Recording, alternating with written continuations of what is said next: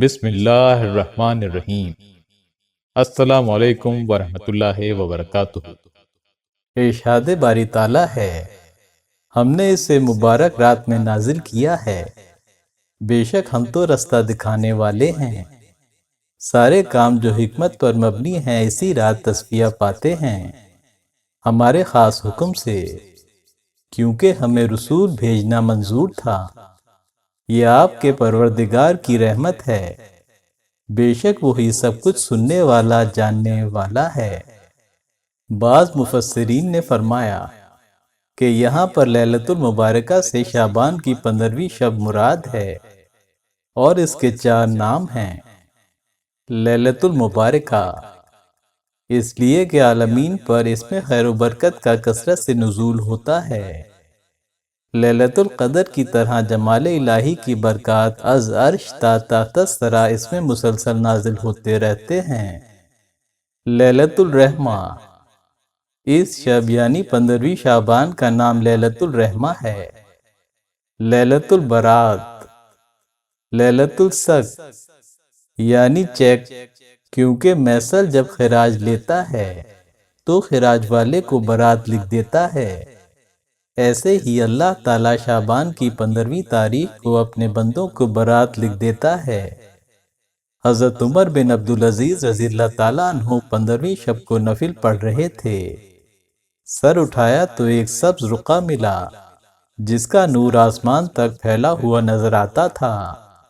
اس میں لکھا تھا، یہ اللہ تعالیٰ مالک و غالب کا برات نامہ ہے جو اپنے بندے عمر بن عبدالعزیز کو عطا ہوا ہے۔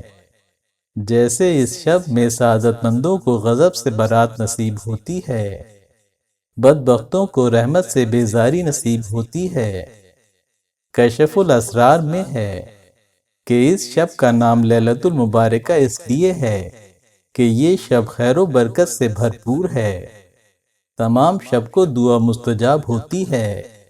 جب بھی کوئی دعا مانگے، سائلین کو عطا، مجتہدین جد و جہد کرنے والوں کو معرفت، اور مطیعین کو ثواب، اور غاصبین کو معافی، اور عشاق کو کرامت نصیب ہوتی ہے۔ تمام رات کو آسمانوں اور جنت عدن و فردوسی کے دروازے کھول دیے جاتے ہیں۔ جنت الخلد کے ساکنین بہشت کی کنگریوں پر آ کر بیٹھتے ہیں۔ ارواح انبیاء و شہداء و علیین میں خوشیاں مناتے ہیں۔ اسی شب میں نسیم روح ازلی دوستوں کے دلوں پر خوشبو مہکاتی ہے اور ہوا شاخ کی ارواح کو مست کرتی ہے، اور محبوب حقیقی سے ہر وقت آواز آتی ہے کہ کوئی سائل ہو تو میں اسے عطا کروں، کوئی بخشش مانگنے والا ہو تو اسے بخش دوں۔ یعنی حکم ہوتا ہے کہ اے درویش اس شب میں بیدار ہو کہ تمام رات کو رحمت کا دسترخوان بچھا رہتا ہے، اور وصال جانا کے باغ کا گل شگفتہ ہو کر تا صبح خوشبو پھیلاتا ہے، اور مالک حقیقی کا ایک فرشتہ رازداری سے اعلان کرتا ہے کہ کیا تاحال اہل ایمان کے قلوب نرم نہیں ہوئے، یہ کہ ان کے دل ذکر الہی کے لیے خشیت حق سے معمور ہوں۔ بعض روایات میں اللہ تعالیٰ فرماتا ہے، اس بندے پر تعجب ہے کہ وہ ایمان تو مجھ پر رکھتا ہے لیکن بھروسہ میرے غیر پر کرتا ہے۔ اگر وہ میرے لطف و احسان کو دیکھ لے تو بھی غیر کی پرستش نہ کرے۔ یعنی تعجب ہے اس پر کہ میرے عرفان کے مدعی کو میرے غیر سے آرام کیسے ملتا ہے۔ جو مجھے پا لیتا ہے وہ غیر سے ملنا گوارا ہی نہیں کرتا۔ شعبان کی 15ویں شب کے فضائل۔ مندرجہ ذیل فوائد اس شب میں مرتب ہوتے ہیں۔ ہر اچھے کام کی تفریح، فضیلت عبادت۔ حدیث شریف میں ہے، جو شخص اس رات میں 100 رکعت پڑھتا ہے اللہ تعالیٰ اس کے پاس 100 فرشتے بھیجتا ہے، 30 تو اسے بہشت کی خوشخبری دیتے ہیں، 30 عذاب جہنم سے محفوظ و مامون رہنے کی نوید سناتے ہیں، 30 اسے دنیا کی آفات سے بچاتے ہیں اور 10 شیطان کے مکر و فریب سے حفاظت کرتے ہیں۔ اسلاف صالحین اس نماز کو اس رات میں ادا کرتے رہے، اس کا نام صلاۃ الخیر رکھا گیا۔ حضرت حسن بصری رحمۃ اللہ علیہ فرماتے ہیں کہ میں نے رسول اکرم صلی اللہ علیہ وآلہ وسلم کے 30 صحابہ کرام سے سنا کہ حضور سرور عالم صلی اللہ علیہ وآلہ وسلم نے فرمایا، جس نے یہ نماز اس شب کو پڑھی، اللہ تعالیٰ اس پر 70 بار نظر رحمت فرمائے گا اور ہر نظر کے بدلے اس کی 70 حاجات پوری کرے گا۔ ان میں سے ادنا حاجت اس کی مغفرت ہے۔ حضرت مجاہد رحمت اللہ علیہ حضرت علی کرم اللہ وجہہ سے روایت کرتے ہیں کہ ان سے رسول اکرم صلی اللہ علیہ وآلہ وسلم نے فرمایا، اے علی، 15ویں شعبان کی شب کو جو 100 رکعت پڑھے اور ہر رکعت میں سورہ فاتحہ کے بعد 11 بار سورہ اخلاص پڑھے، علی جو بندہ بھی یہ نماز پڑھے گا، اللہ تعالیٰ اس کی ہر وہ حاجت پوری کرے گا جو وہ اس رات کو مانگے، اور اس کے لیے اللہ تعالیٰ 70,000 فرشتے بھیجے گا کہ جو اس کی نیکیاں لکھیں اور برائیاں مٹائیں اور درجات بلند کریں۔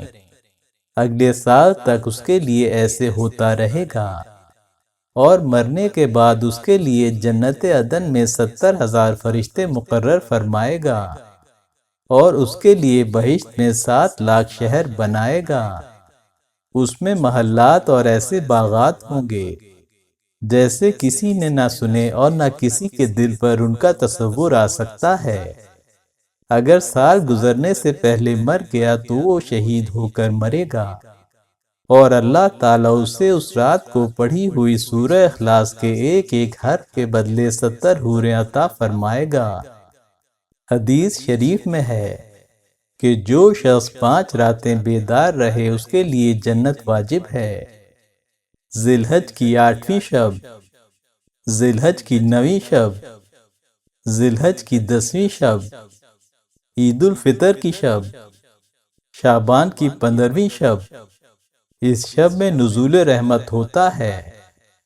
حضور سرور عالم صلی اللہ علیہ وآلہ وسلم نے فرمایا کہ شعبان کی 15ویں شب کو اللہ تعالیٰ آسمان دنیا کی طرف اپنی شان کے لائق نزول اجلالی فرماتا ہے، یعنی اس کی خاص رحمت کا نزول ہوتا ہے۔ یہ رحمتوں کا نزول اول لیل یعنی غروب شمس سے لے کر طلوع فجر یا طلوع شمس تک ہوتا ہے۔ حصول مغفرت، حضور سرور عالم صلی اللہ علیہ وآلہ وسلم نے فرمایا، اللہ تعالیٰ اس رات میں تمام مسلمانوں کو بخش دیتا ہے سوائے کاہن اور ساحر اور دائمی شراب خور اور والدین کے نافرمان اور زنا پر اصرار کرنے والے کے۔ اس شب میں رسول اکرم صلی اللہ علیہ وآلہ وسلم کو شفاعت کی جمی اقسام عطا ہوئیں۔ اس کی وجہ یہ ہے کہ حضور سرور عالم صلی اللہ علیہ وآلہ وسلم نے 13ویں شب کو اپنی امت کی مغفرت کی شفاعت کی تو آپ کو تہائی عطا ہوئی۔ اس کے بعد آپ نے 14ویں شب کو دعا مانگی تو دوسری تہائی عطا ہوئی۔ پھر آپ نے 15ویں شب کو دعا مانگی تو مکمل شفاعت عطا ہو گئی، سوائے اس شخص کے جو اللہ تعالیٰ سے بغاوت کرتا ہے۔ معمول رسول اللہ صلی اللہ علیہ وآلہ وسلم۔ ام المومنین حضرت عائشہ صدیقہ رضی اللہ تعالیٰ عنہ فرماتی ہیں کہ میں نے نبی پاک صلی اللہ علیہ وآلہ وسلم کو 15ویں شب میں سجدے کی حالت میں دیکھا۔ آپ اللہ تعالیٰ سے دعا مانگ رہے تھے۔ حضرت جبرائیل حاضر ہوئے اور عرض کی کہ اللہ تعالیٰ نے آپ کی تہائی امت بخش دی ہے۔ اس کے باوجود آپ بدستور دعا مانگتے رہے۔ پھر جبرائیل حاضر ہوئے اور عرض کی کہ آپ کو اللہ تعالیٰ سلام کہتا ہے اور فرماتا ہے کہ میں نے آپ کی آدھی امت بخش دی، لیکن حضور علیہ الصلوۃ والسلام بدستور دعا میں مشغول رہے۔ پھر جبرائیل حاضر ہوئے اور عرض کی، اللہ تعالیٰ نے فرمایا ہے کہ میں نے آپ کی تمام امت بخش دی۔ سوائے اس کے کہ اس کا کوئی حقدار حق طلب کرے، یہاں تک کہ وہ اسے راضی کرے۔ اس کے باوجود آپ صلی اللہ علیہ وآلہ وسلم بدستور دعا میں رہے، یہاں تک کہ صبح کے وقت جبرائیل حاضر ہوئے اور عرض کی کہ اللہ تعالیٰ نے فرمایا ہے کہ میں آپ کی امت کے حقداروں کی طرف سے ذمہ کرم لیتا ہوں کہ اس کے حقداروں کو اپنے فضل و کرم سے راضی کروں گا۔ یہ مجدہ بہار سن کر حضور علیہ السلام خوش ہو گئے۔ اللہ تعالیٰ کی عادت کریمہ ہے کہ اس شب میں زمزم کے پانی میں کھلم کھلا برکت دیتا ہے۔